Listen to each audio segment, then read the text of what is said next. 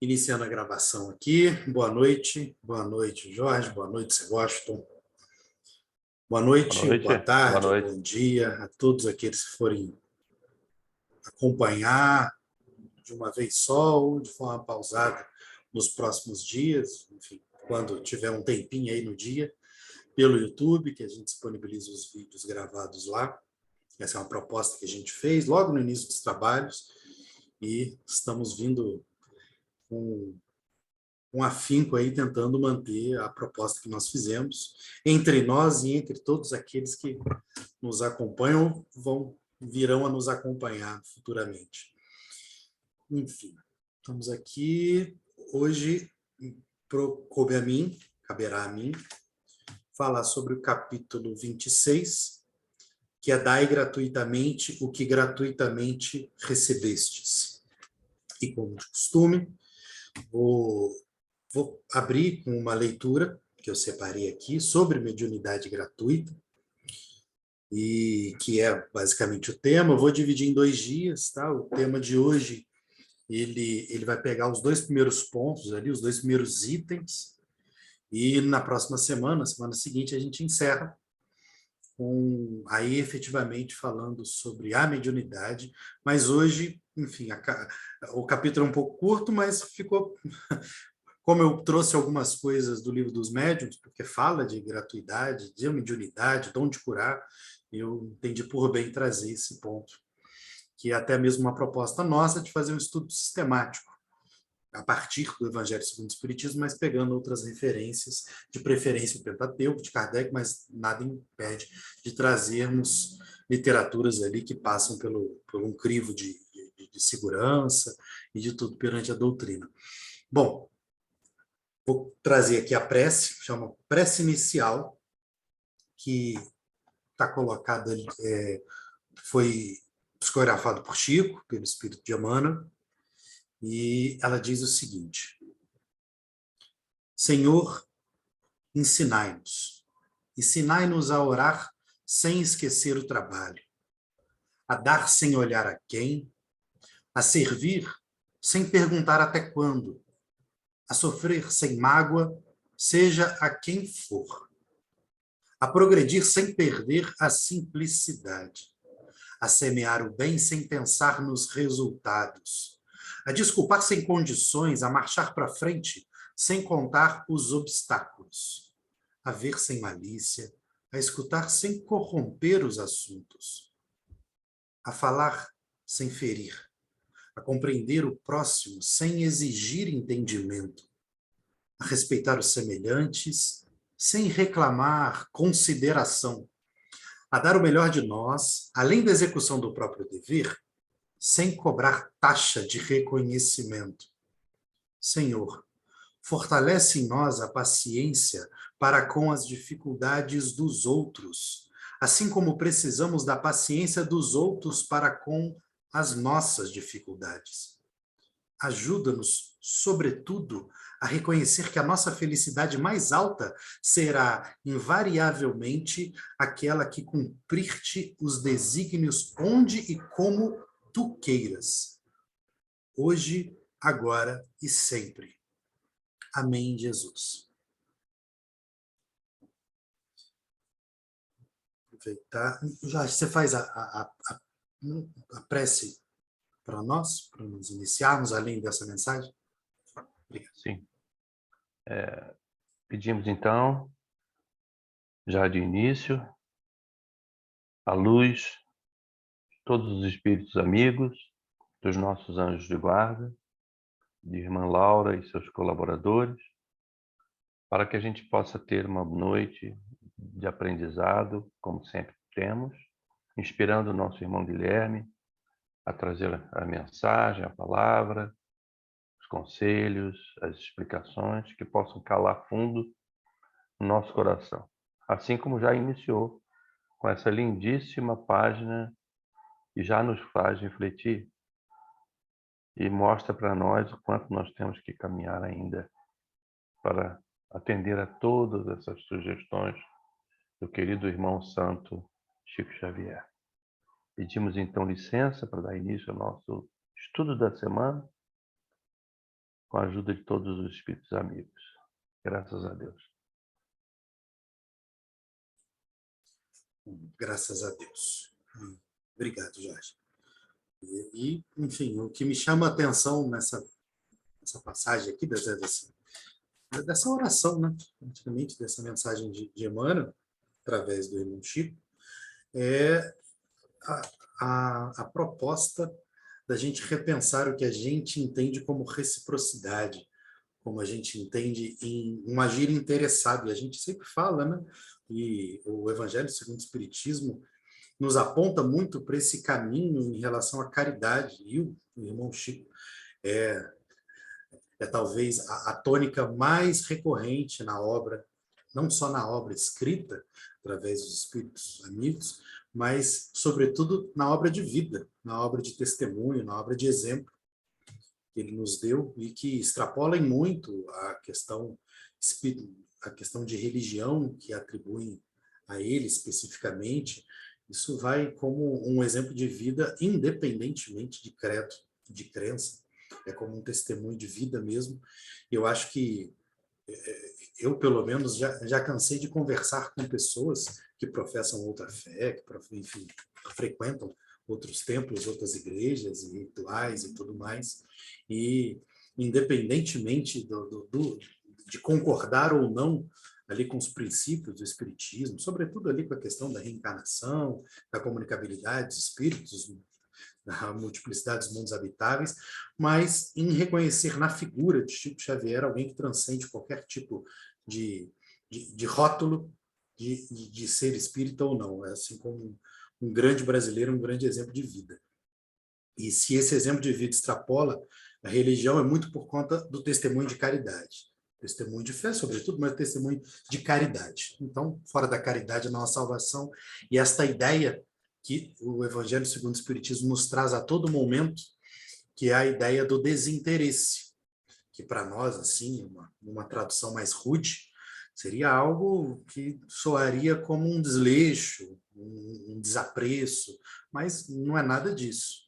O desinteresse, basicamente, é não esperar em troca, é não fazer algo só depois de alguém ter feito por você, ou de você fazer esperando algo em troca, e nem sempre esse em troca é por aquele que você faz, né? Aquela caridade que você espera um obrigado, ou espera, enfim, um aceno, ou algum gesto objetivo ou de recompensa material daquele que recebe um gesto seu, mas às vezes algo que você faz esperando um lugar no céu, contando como crédito, né, para depois você gastar em algum lugar, como se existisse essa bolsa de valores, onde você colocaria ali numa conta tudo aquilo que você acha que foi benevolente, algo que foi altruísta, mas a gente já viu que não é por aí. Então essa prece nos traz muito isso, nos traz muito a questão da gratuidade, inclusive cita, né, especificamente essa questão de semear o bem sem pensar nos resultados. Esse é o desinteresse. O desinteresse não é do desleixo. O desinteresse é você agir próximo daquilo que a gente compreende como altruísmo. De fato, agir sem esperar uma reciprocidade tão benévola quanto aquela que você acha que praticou. Ou que algo que lhe foi dado de graça, que é isso que nós vamos ver hoje, que lhe foi dado gratuitamente, que você, em algum momento, só por uma percepção pública ou um reconhecimento notório de fama ou mesmo de pessoas que, de muito bom grado, querem lhe retribuir, como deve existir um desinteresse até mesmo nesse ponto, ainda que seja de uma forma extremamente simples daquela pessoa que se sente grata por aquilo, mas, antes de tudo, é você entender qual o uso e o que você usou para, através do seu corpo, através do seu testemunho, você levar até aquela pessoa, seja uma cura, seja uma palavra de sabedoria, seja um acalento, seja um ouvido, seja o tempo, seja o que for, você entender o que você está dando, né? Se é mesmo que você está dando, o que você está emprestando para essa pessoa, se é algo de fato lhe dá o direito de cobrar ou de esperar retorno em relação a isso. Não necessariamente da pessoa, mas talvez dos céus, né? Fazer com esse intuito. E é nesse ponto que vem esse capítulo 26, que tem como nome Dai gratuitamente o que gratuitamente recebestes. E eu já antecipo que esse capítulo ele tem uma correlação imensa com a questão da mediunidade, com a questão da espiritualidade, da ação dos espíritos através de nós, através das pessoas que detêm a mediunidade e a exercem, seja através do dom de cura, seja através da vidência, seja através do testemunho, do próprio testemunho de vida. Então, por isso mesmo que eu achei por bem dividir em duas partes, porque essa primeira parte, que coloca o dom de curar, colocando algo de forma subjetiva, não falando sobre o médium, coloca o dom de curar, e depois, no item seguinte, fala das preces pagas. Então, no primeiro ponto, fala do dom, fala do que é usado, né, o objeto de uso, né, e o que é o estado da arte, o objeto de uso, e depois fala em relação às preces pagas, colocando em xeque, colocando para nós pensarmos em relação a essa gratuidade que logo no início Kardec traz. Enfim, o primeiro ponto aqui, que ele traz a passagem de Mateus. Mateus, capítulo 10, versículo 8, traz o seguinte: restitui a saúde aos doentes, ressuscitai os mortos, curai os leprosos, expulsai os demônios, dai gratuitamente o que gratuitamente haveis recebido. Como sempre a sistemática durante todo o Evangelho segundo o Espiritismo é trazer uma passagem de um dos apóstolos para a vida de Jesus Cristo, colocado aqui nas palavras, ou em algum ato, e logo em seguida vem as explicações, através do auxílio dos espíritos que intuíram Kardec nisso tudo. Vamos lá, explicando sobre isso. Dai gratuitamente o que gratuitamente haveis recebido. Fecha aspas. Sobre isso. Diz Jesus a seus discípulos essa frase. Novamente. Dai gratuitamente o que gratuitamente haveis recebido. O que foi recebido? O que é dado gratuitamente? O que é isso? O que se dá e recebe? O que se cobra ou não se cobra? O que é gratuitamente? Com essa recomendação, prescreve Jesus que ninguém se faça pagar, ou seja, ninguém aceite pagamento, ninguém seja pago daquilo porque nada pagou. Ora, o que eles haviam recebido gratuitamente era a faculdade de curar os doentes e de expulsar os demônios. Isto é, os maus espíritos, aqui colocado, né, explicando os demônios.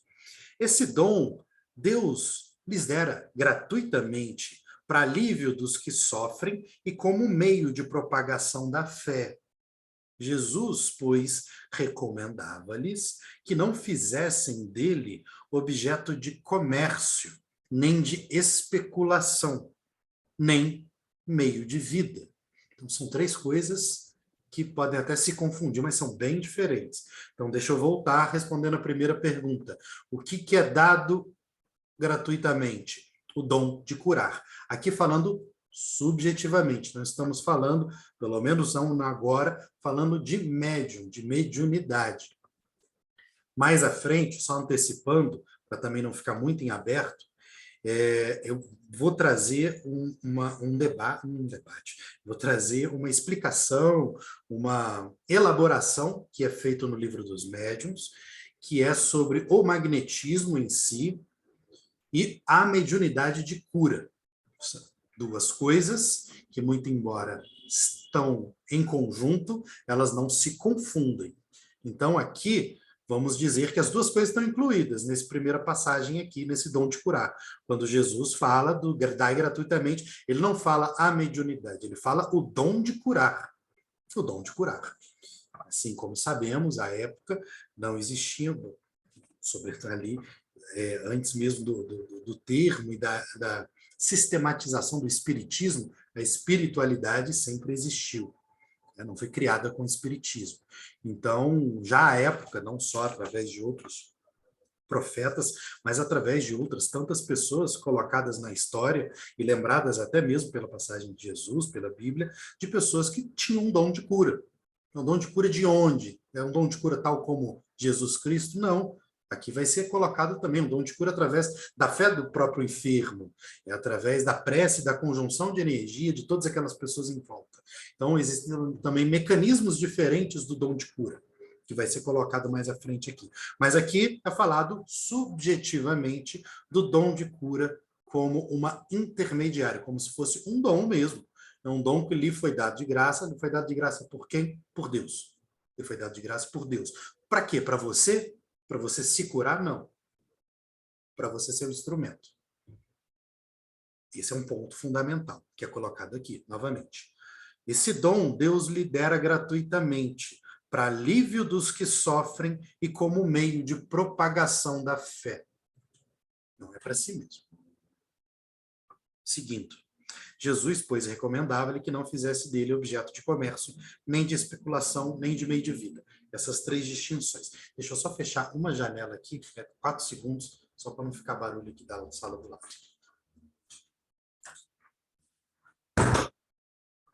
Fechado.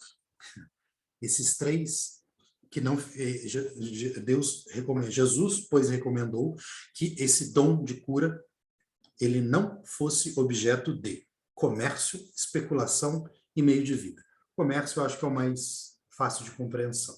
Comércio é cobrar por isso, não necessariamente dinheiro, cobrar favores, cobrar, enfim, cobrar status, cobrar fama, cobrar, enfim, cobrar orgulho, né? Cobrar reconhecimento. Tudo isso são formas de receber por algo que lhe foi dado de graça. Especulação. Especulação diferente, comércio efetivamente, não envolve algo dado, envolve algo que seja negociado, algo que seja objeto, vamos colocar aí em termos bem práticos, de uma lei de oferta e procura, de oferta e demanda, né? Você, enfim, através do seu orgulho, imbuído pelo seu orgulho, você limitar de uma forma especulativa o acesso de pessoas a você. Fazer com que caravanas e caravanas de pessoas saiam de uma determinada cidade para encontrar um médio performático e tudo mais num determinado lugar, numa cidade, e vamos fazer aquela fila e vamos ter aqueles jornais todos falando de mim. Estou especulando com a fé. Isso é uma especulação. Não necessariamente você está recebendo, mas você está especulando com isso, tornando rarefeito, tornando inacessível, tornando uma dificuldade para acesso do que lhe foi dado de graça. Então, você fazendo a sua própria regra de acesso, isso é uma especulação, que também não se confunde com comércio, mas é uma especulação que distorce completamente a ideia de gratuidade e de disponibilidade. E, por último, comércio, nem de especulação, nem meio de vida. Aqui, eu não encontrei no próprio Evangelho segundo o Espiritismo, mas encontrei no Livro dos Médiuns. Essa, que para mim, particularmente, é muito difícil saber a diferença de comércio e meio de vida, como sendo uma pessoa que dedica todo o seu tempo e sua vida em prol dessa disponibilidade do dom de curar. Então, a gente vai ver que por várias e várias e várias vezes, sabemos que a nossa evolução, através da nossa encarnação atual, e das tantas outras, ela não tem que ser 100% explorada num caminho só.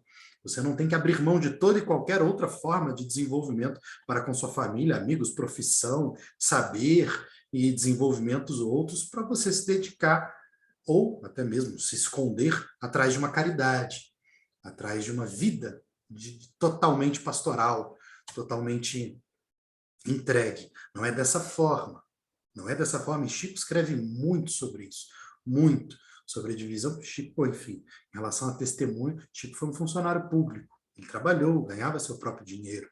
Outros tantos médios, outros tantos dirigentes de centro, outros tantas pessoas elas têm sua profissão normal, elas têm a sua vida, têm a sua família.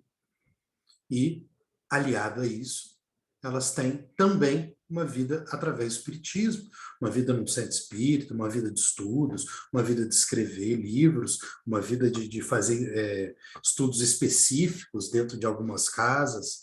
Elas têm a vida de sair em caravanas, distribuindo comida, mas elas não usam 24 horas do seu tempo, até mesmo porque a caridade, de um lado, vai ser vista como privação do outro, para com sua família, para com seus amigos, para com sua vida rotineira de profissão, que também foi colocada a você como uma prova ou uma expiação.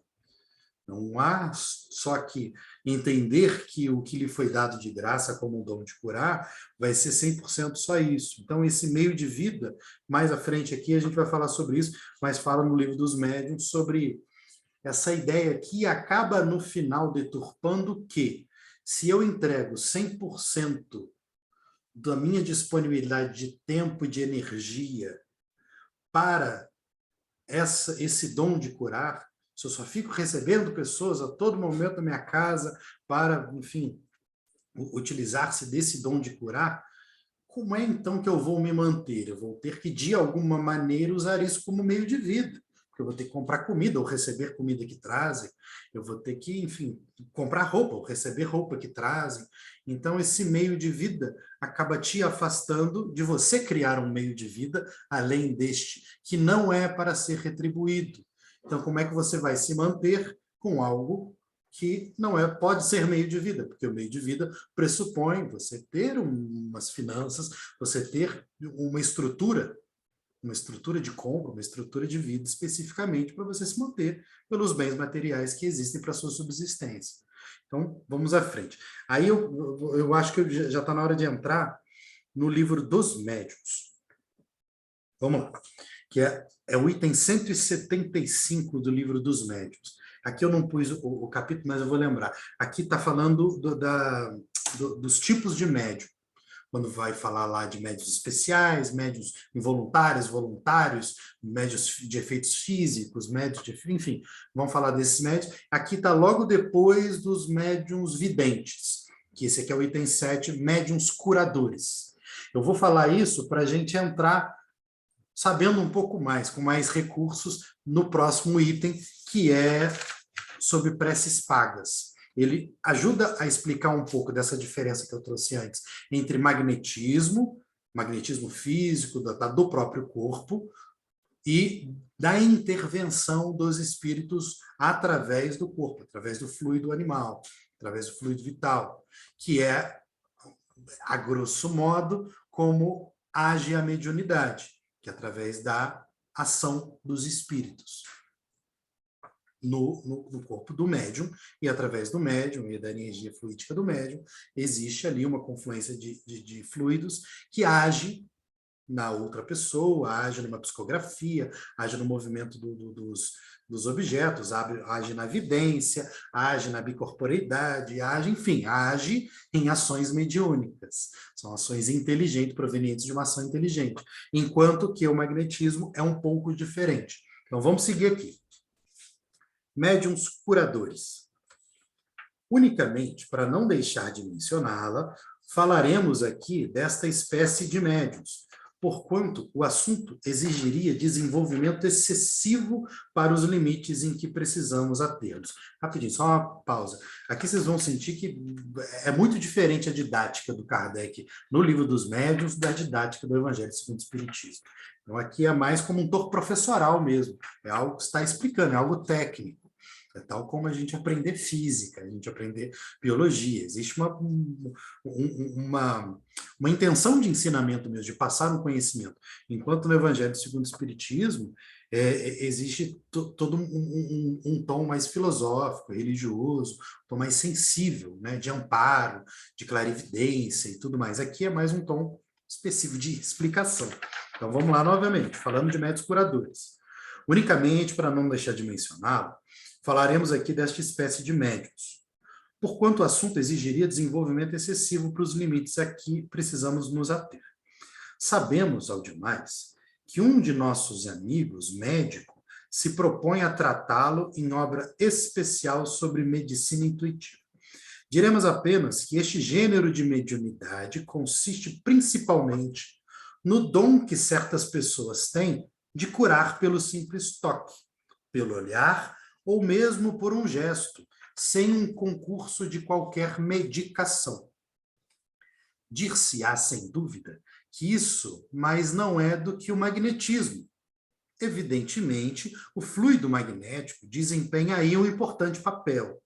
Porém, quem examina cuidadosamente o fenômeno, sem dificuldade reconhece que há mais alguma coisa. A magnetização ordinária, ou seja, a magnetização comum, a trivial, a normal, é um verdadeiro tratamento, seguido, porém, de episódios, é um verdadeiro tratamento, seguido regular e episódico, e metódico. No caso ao qual apreciamos, as coisas se passam de um modo diverso.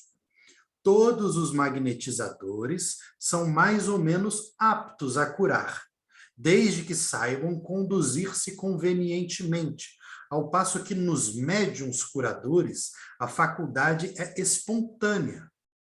E alguns até a possuem sem jamais terem ouvido falar em magnetismo.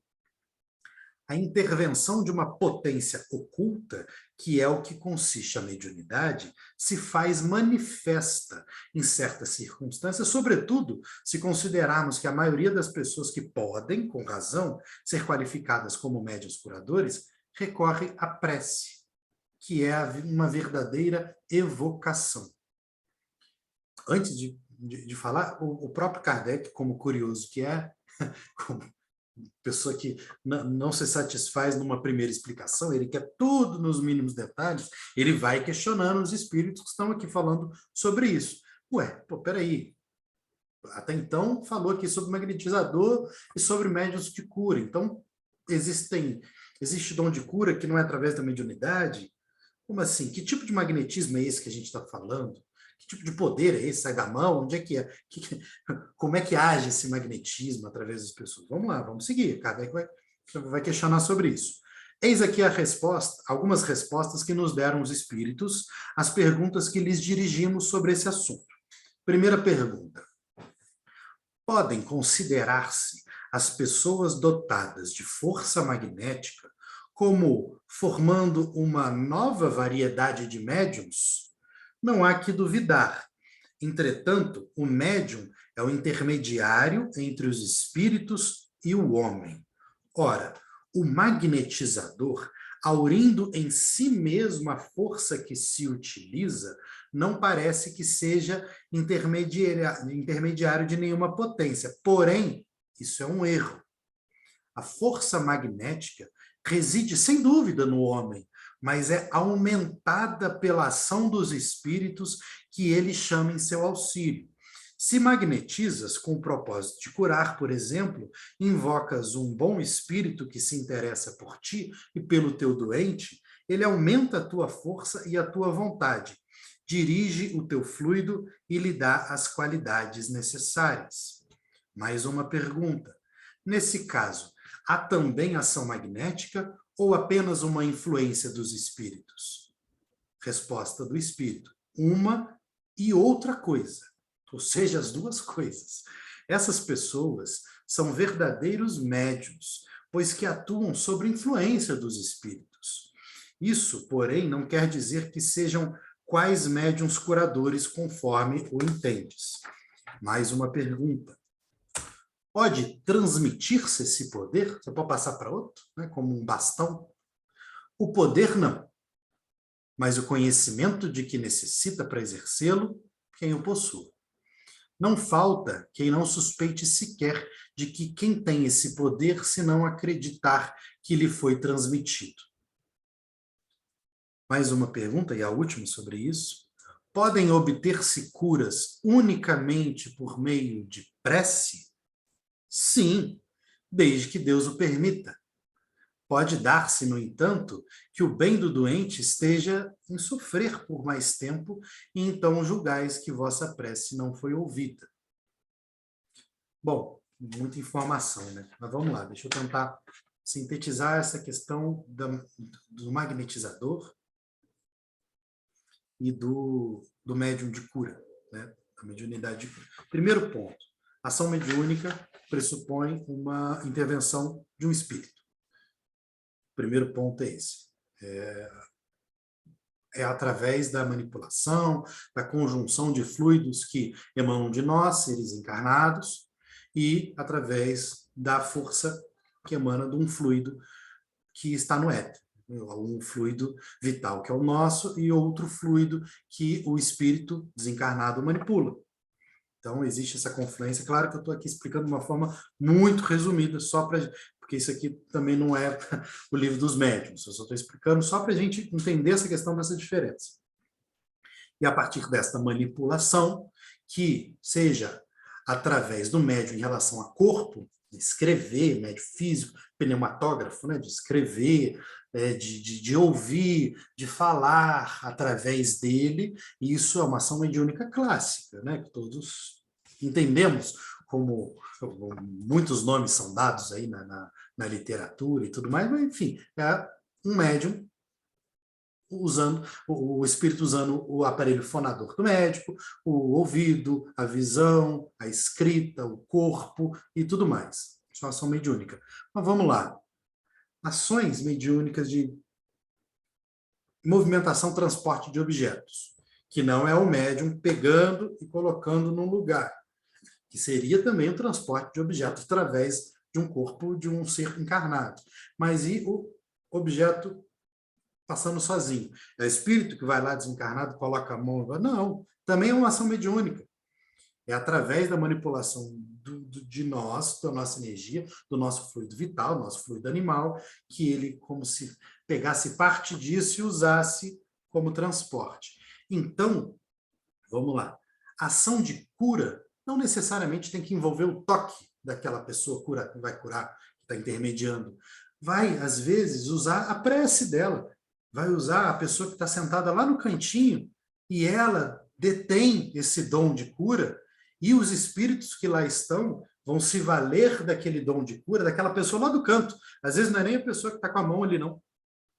A pessoa lá do canto vai usar aquela energia fluídica com o dom de cura, manipulando com todas as energias boas e positivas que estão ali, para levar a cura a depender do merecimento de quem é curado.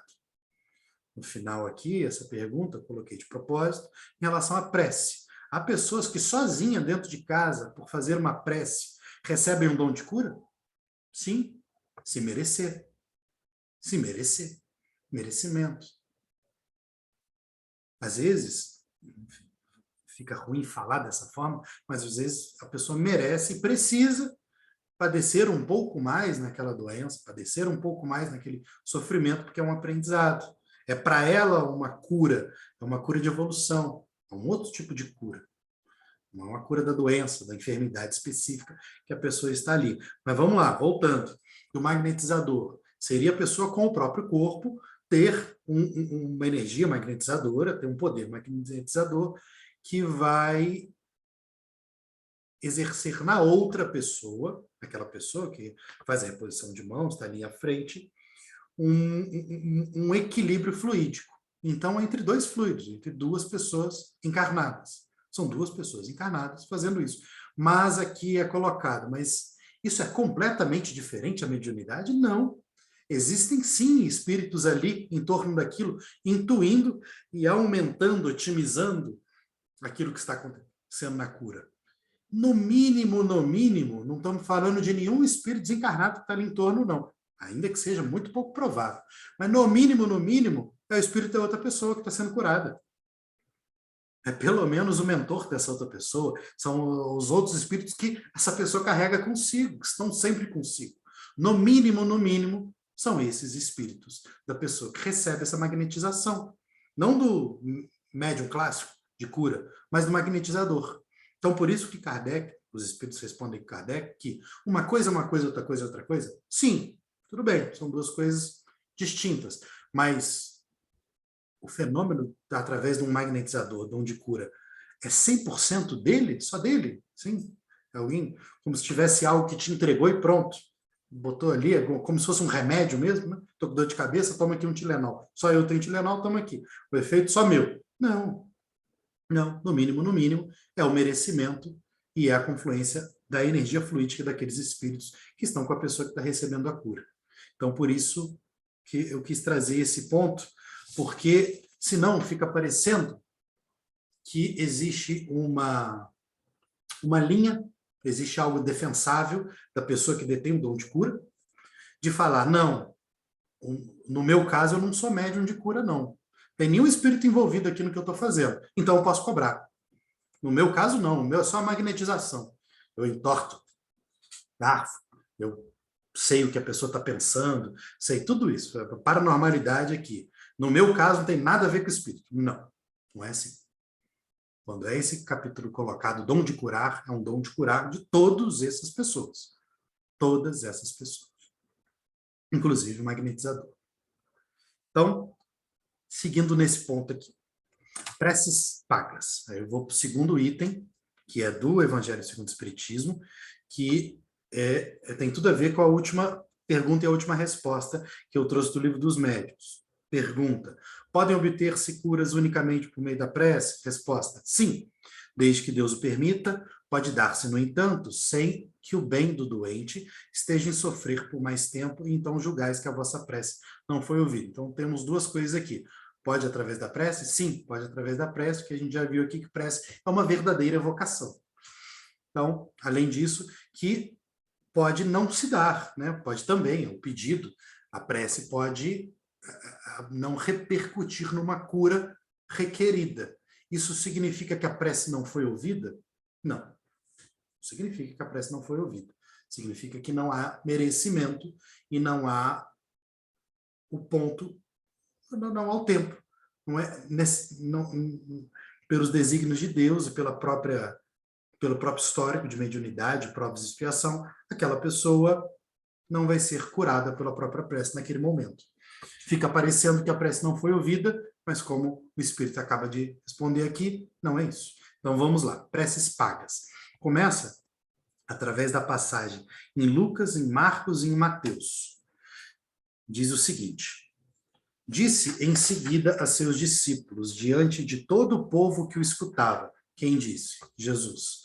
Então, novamente, disse em seguida a seus discípulos, diante de todo o povo que o escutava. Abre aspas.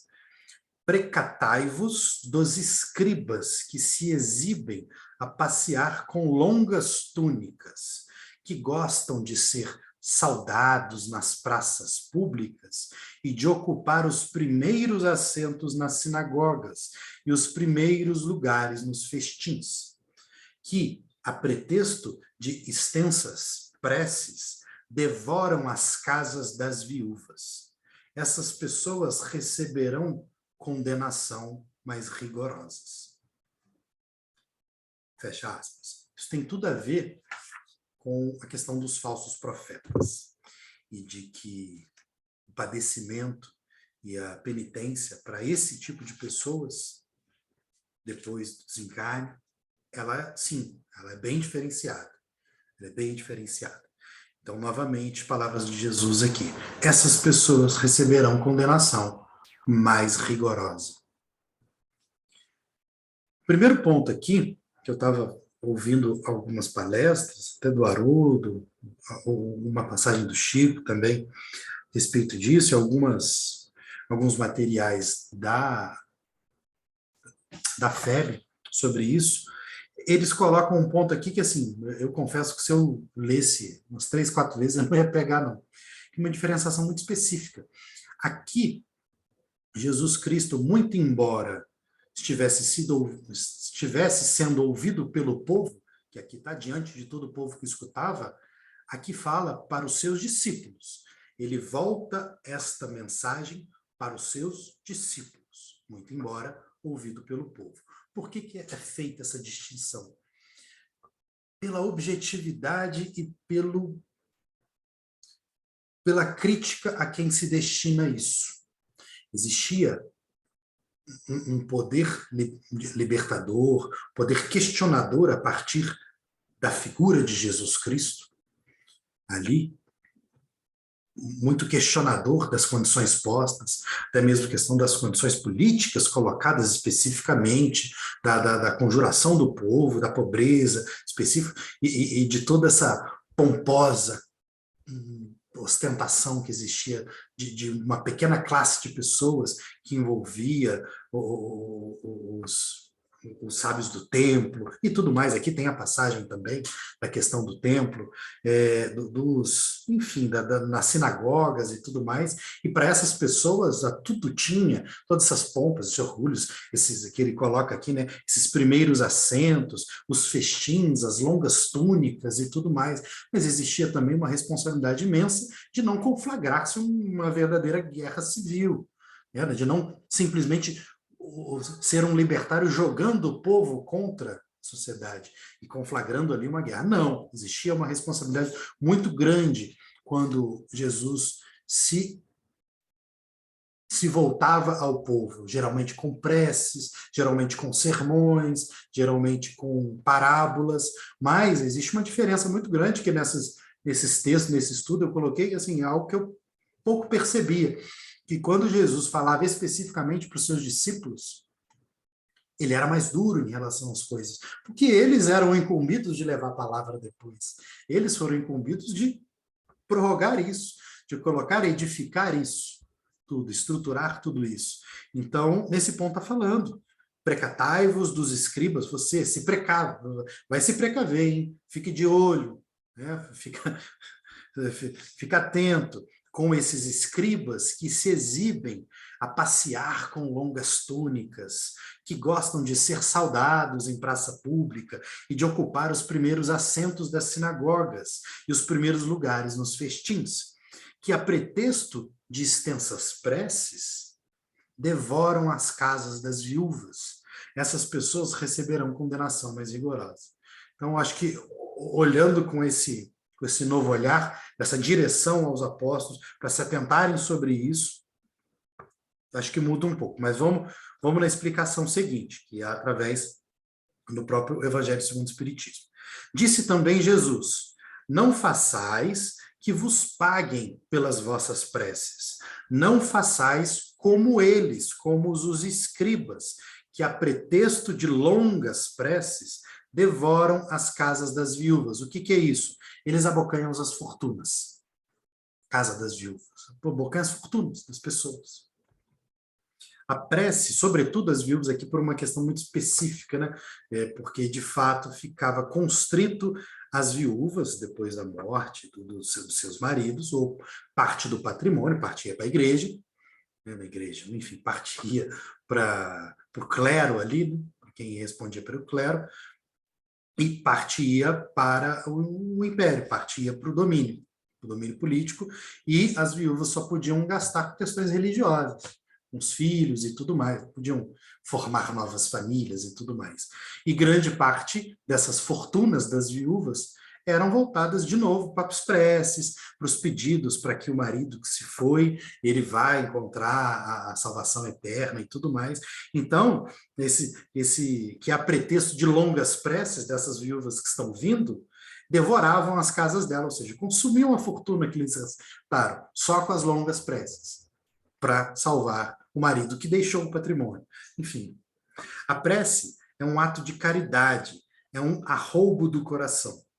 Cobrar alguém que se dirige a Deus por outrem é transformar-se num intermediário assalariado. A prece, então, fica sendo uma fórmula cujo cumprimento se proporciona a soma que ela vai custar. Ora, de uma, duas. Ou Deus ou mede ou não se mede as suas graças pelo número de palavras. Se estas forem necessárias em grande número, por que dizê-las pouca, ou quase nenhumas? Por que aquele que não pode pagar? Por que há aquele que não pode pagar? Será que é falta de caridade? Se uma só basta, é inútil dizê-las em excesso. Por que então cobrá-las? É prevaricação. Deus não vende os benefícios que concede. Como, pois, um que não é sequer o distribuidor deles, que não pode garantir a sua obtenção, cobraria, então, um pedido que talvez nenhum resultado produza? Não é possível que Deus subordine um ato de clemência, de bondade ou de justiça, que da sua misericórdia se solicite, a uma soma de dinheiro. Vou parar aqui num ponto para voltar aqui. O primeiro ponto que é um ponto lógico, né? Para alguém se arvorar no direito de dizer que eu só cobro por preces que funcionem, chegando nesse ridículo dessa hipótese, né? Eu não estou cometendo nenhum ato de pecado, nem nenhum ato de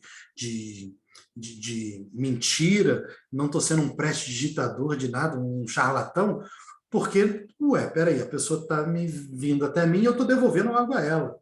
Estou prometendo algo que eu estou cumprindo. Ela veio à procura da cura e eu estou dando a cura. Primeiro ponto que cai. Para ela ter essa certeza, ela teria que saber de todos os desígnios de Deus. Ela teria que olhar para a cara do sujeito e saber se ele será merecedor ou não da cura. Ou pior ainda, teria ele que passar pelo merecimento do sujeito, ao ponto de receber pessoas não merecedoras da cura e ele curar. Então ele romperia com a lei de justiça. Isso, assim, por si só, não para em pé. Não para em pé. Não há como alguém se arvorar nesse direito de saber mais que Deus, de saber mais que as provas e as expiações e o planejamento reencarnatório daquela pessoa. Não faz sentido, não faz sentido.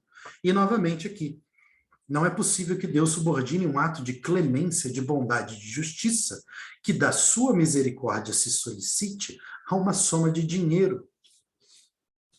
Esse materialismo é nosso. Essa ideia de que pode se comprar a cura, pode se comprar o paraíso, que pode se comprar a clemência, seja com dinheiro ou com número de preces, com número de horas que você vai na igreja, com número de horas que você vai ao centro, com número de horas que você ouve o sermão. Essa ideia de custo-benefício é nossa. É nossa. Não existe, aqui é até irônico, né? O Espírito, através de Kardec, coloca isso aqui. É irônico, porque não faz sentido de que isso seja mensurado. Será que é por número de palavras que uma prece possui? Eu me lembro muito da Lourdes, lá no centro, dela falando de uma questão que ela contava sempre com ironia, né? Que ficava muita gente assim, quando terminava a palestra, num determinado centro que ela frequentava, ficava muita gente assim, fazendo fila e contando assim o número de pessoas para cair naquela pessoa que ia dar o passe. Porque o passe daquele cara era bom, o passe daquele cara surtia efeito, ou a prece daquele cara era boa. Então, assim, começa a se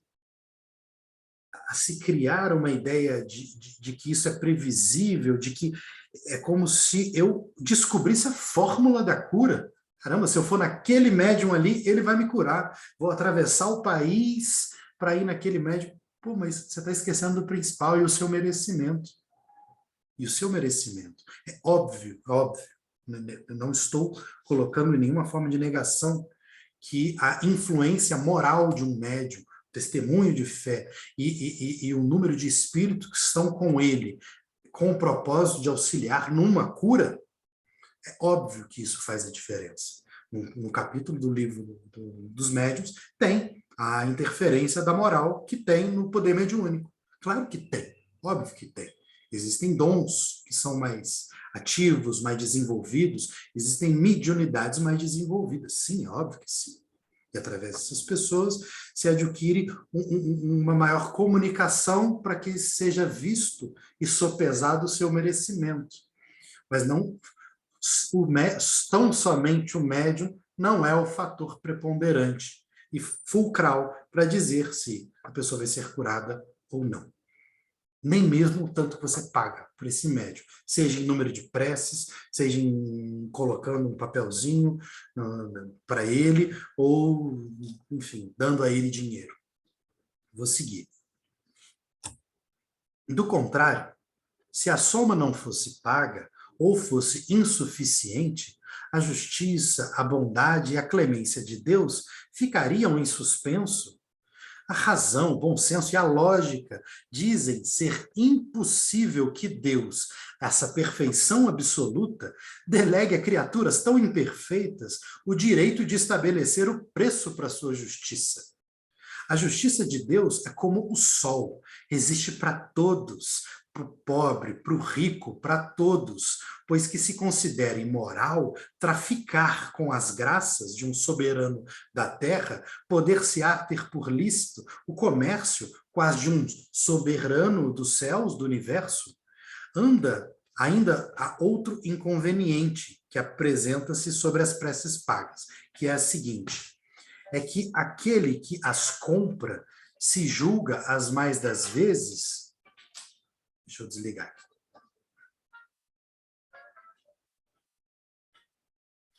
Aquele que as compra se julga as mais das vezes. Tem ainda outro inconveniente. Dispensa. É aquele que as compras se julga as mais das vezes, dispensado de orar pelo próximo, porquanto se considera quite, desde que deu o seu dinheiro. Aqui pode pegar dinheiro e substituir por muitas outras coisas, tá? Que dinheiro está como uma alegoria. Sabe-se que os espíritos se sentem tocados pelo fervor de quem por eles se interessa. Qual, então, pode ser o fervor daquele que comete a terceiro o encargo de orar por ele, mediante pagamento? Qual o fervor desse terceiro, de quem paga, quando dele delega o seu mandato a uma outra pessoa, este a outro, assim por diante? Não será isso reduzir a eficácia da prece ao valor de uma moeda em curso, criada pela sociedade? Enfim, aqui eu vou encerrar, que também já estamos na hora, porque depois eu vou trazer a questão do desinteresse através do Livro dos Médiuns, do que é o desinteresse, para a gente justamente pensar nesse ponto de receber em troca, do que mesmo em hipóteses em que há a doação, há a entrega de algo. Tantas vezes Chico Xavier já recebeu muitas coisas para ele, né? Pessoas levavam a maior caridade do mundo, entregava a ele. Então, qual é a diferença desse recebimento para recebimento interessado? Fazer esperando receber e receber não esperando. Receber sinceramente não esperando. Receber com desinteresse. E a partir do recebimento, através de uma graça, encaminhar o que se recebeu a uma graça de outro, a uma graça coletiva, a uma graça de quem necessita. Qual é essa diferença? O Livro dos Médiuns traz um pouco disso, sobretudo nessa diferença mesmo. E isso vou trazer na próxima semana, e eu extraí do capítulo sobre prestidigitadores e charlatanismo, que fala muito sobre a perda, da suspensão da mediunidade, fala muito sobre a questão do início de dons de cura de alguém que, de fato, detém ativamente o dom da mediunidade, mas que por vender, por negociar, por fazer especulação disso, acaba tendo esse dom suspenso. E para bancar uma imagem que já tinha sido dada, acaba se tornando um charlatão. Então, aquele que começou, de fato, tendo a benevolência da intervenção dos espíritos, realmente sendo intermediário do dom da mediunidade, acaba tendo por ele a suspensão, por um mal feito, por um mau uso daquilo, mas acaba bancando aquilo e fingindo que aí se torna um charlatão. E, enfim, como boa parte das pessoas que acabam embebecidas de alguns dons, de alguns status de poder, de alguns lugares, assim como aqui colocou, né, logo no início, em relação aos escribas, né? Eles gostam mais do tamanho da túnica, do brilho da toga, do que propriamente do poder da prece, da sinceridade disso. Então, com isso eu encerro esses dois itens, com o compromisso de retomar a ideia do interesse e desinteresse através da mediunidade. E como eu levei 10, 15 minutinhos ali para iniciar, também estiquei 5 minutinhos aqui do tempo. Queria abrir aí para, agora estão presentes o seu Jorge, o Washington, de pensar nisso tudo. Eu falei acelerado, mas porque eu tinha muita coisa aqui para colocar também. Obrigado, Guilherme. Foi bom, claro, excelente, sempre. Muito profundo, sempre. Fazer só dois comentários. O primeiro, logo na abertura, quando você citou o Chico Xavier, só para chamar a atenção, está tendo um documentário, não sei, eu não vi ainda, eu tomei conhecimento hoje, vou procurar correr atrás pelo YouTube. Foi feito um documentário pelo SBT que se chama Chico Xavier, a luz que não se apaga. É um documentário de 4 episódios que fala sobre a vida do Chico, né? E uma definição dessa do Chico, que eu vi isso, quando anunciou, acho que foi o Geraldinho, né? Geraldo Lemos, quando falou desse seriado, ele definiu o Chico como o apóstolo de Jesus dos tempos modernos, porque ele viveu o amor em toda a sua intensidade e pureza, né? E de fato né? Realmente, acho que não existe, pelo menos que eu tenha conhecimento, ou que eu tenha ouvido falar, mesmo os atuais, nós temos grandes exemplos de grandes médios, grandes divulgadores da doutrina, mas realmente o Chico é excepcional, foi excepcional e é incomparável. Bom, depois falando especificamente sobre a mediunidade, né, que é o tema, né? Eu ouvi uma vez, há bastante tempo, eu achei interessante essa analogia de que o médium ele é como se fosse uma torneira. A torneira ela não é a dona da água, ela não gera a água, não é? Ela é simplesmente um meio de passagem da água. Ou seja, se a torneira estiver fechada, a água não passa. Se a torneira estiver enferrujada, a água não será limpa.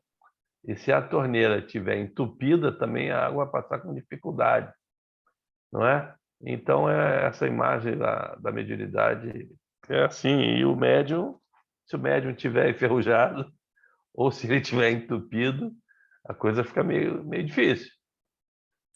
E até mesmo usando essa metáfora, João, de pensando bem aqui, eu me lembro de uma vez ouvindo uma palestra sobre a questão do que ia fazer uma privatização específica, da questão de distribuição de saneamento, de água no Rio. Aí falaram assim, não, porque a água no Rio de Janeiro é muito cara e tudo. Aí a pessoa sai e fala, não, a gente nunca cobrou pela água, a gente cobra pela distribuição, pelo recolhimento.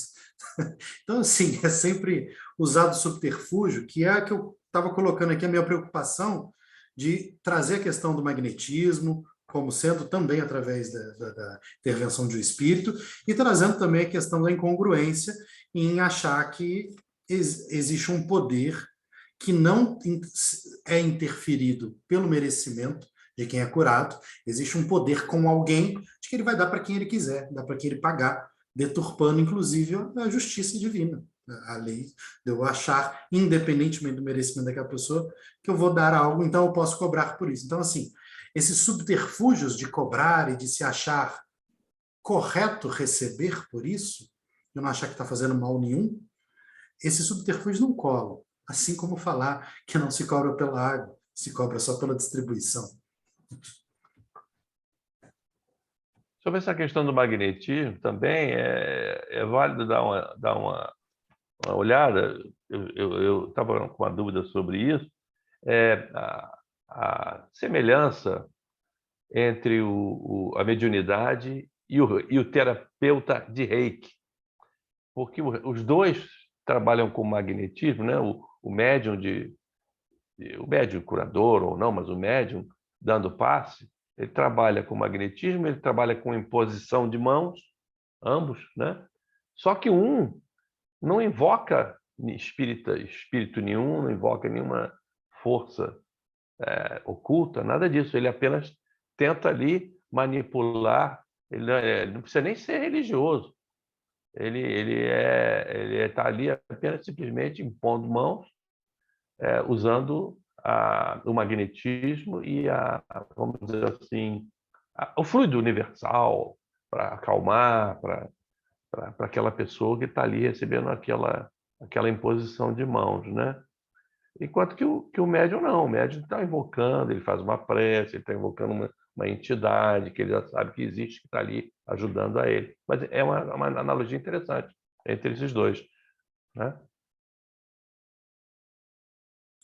Sim, eu me lembro até teve um dia que a gente falou especificamente sobre isso, né, sobre charlatanismo e tudo mais, sobre pagar, não pagar, sobre pessoas que dedicam integralmente a sua vida a isso, se seria conveniente como profissão, como é o caso do Reiki, se isso se confundiria, se seria ruim, mesmo nessas condições, cobrar. Aí foi a Sheila quem trouxe até, porque ela falou que estava se sentindo muito bem, né, que ela estava fazendo Reiki e tudo mais. E a gente estudando ali, até foi ler depois em relação a isso, e que é a manipulação, que o Reiki e outras tantas saberes milenares, geralmente orientais, né, de matriz oriental, vem em relação à manipulação do fluido que está ali, que é o fluido da pessoa que está fazendo a imposição de mãos, e o fluido da pessoa não só o fluido, como o movimento fluídico. Então, vamos pensar em vibração e pensar em quantidade. Quantidade e vibração daquilo. Eu não só consigo manipular a quantidade, jogando de um lugar para o outro em relação ao equilíbrio, pensando em chakra, né? Pensando em cada coisa tem que ficar no Exatamente, seu devido lugar, exatamente. e pensando em movimento daquilo. Pô, peraí, isso está muito rápido, eu vou dar uma equilibrada. O que isso traz? É um tratamento, seguramente um tratamento, mas até que ponto a gente pode chamar isso de cura, especificamente, ou de um reequilíbrio? Até que ponto, é porque cura, quando traz aqui, a passagem de cura no Evangelho segundo o Espiritismo, traz a cura do leproso, volta o cego a enxergar. Uma pessoa sai do túmulo, uma pessoa volta à vida. Enfim, a gente está falando de cura. Será que pela simples manipulação do fluido da própria pessoa, a pessoa voltaria a enxergar? É o que nós poderíamos chamar, entendemos, como milagre. O dom de cura chegaria através desses procedimentos magnetizadores. Ela chegaria a um dom de cura ou de um reequilíbrio, de um restabelecimento, de uma melhora de condição, de uma melhora que a condição que está com a própria pessoa, só está desequilibrado. Então, assim, quando você fala que, de fato, não existe essa outra energia que realmente se somaria a isso, traria talvez a cura, uma cura como um milagre, como a gente pensa, que seria a evocação desse espírito, a evocação de um espírito de maior poder, de maior evolução. Será que sem esse espírito isso vai acontecer? Só com os dois ali? Só com a pessoa do reiki e a pessoa que está em tratamento? Não, quando eu Enfim, trouxe o assunto do reiki, eu nem estava pensando em cura. Estava pensando tá. mais em passe mesmo. Sim, Em sim. passe. Não, Né? Porque e é muito legal, né, a gente descobrir que as questões tem algumas câmeras específicas que até muitos atribuem que elas capturam o perispírito, né, e tudo mais, mas elas conseguem captar exatamente a quantidade vamos lá, de reação química que existe num determinado lugar. Isso gera calor, isso gera energia e gera calor, quantidade de absurda que existe quando uma pessoa se submete a um reiki ou um passe. Então, assim, é físico, a questão é física, a questão é magnética.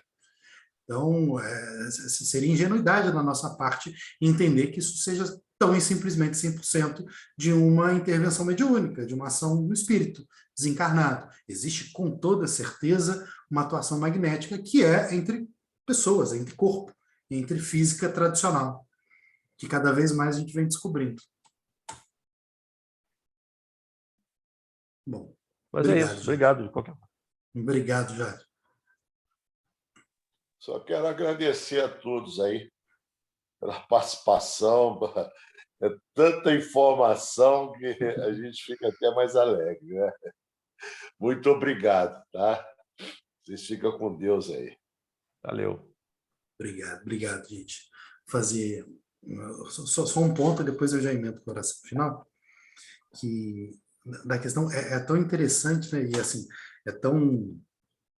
que existem algumas disciplinas que elas se assemelham tanto às disciplinas que a gente tem na doutrina em relação à moral, a você estar bem para poder, para você submeter alguém a um equilíbrio, você precisa estar equilibrado.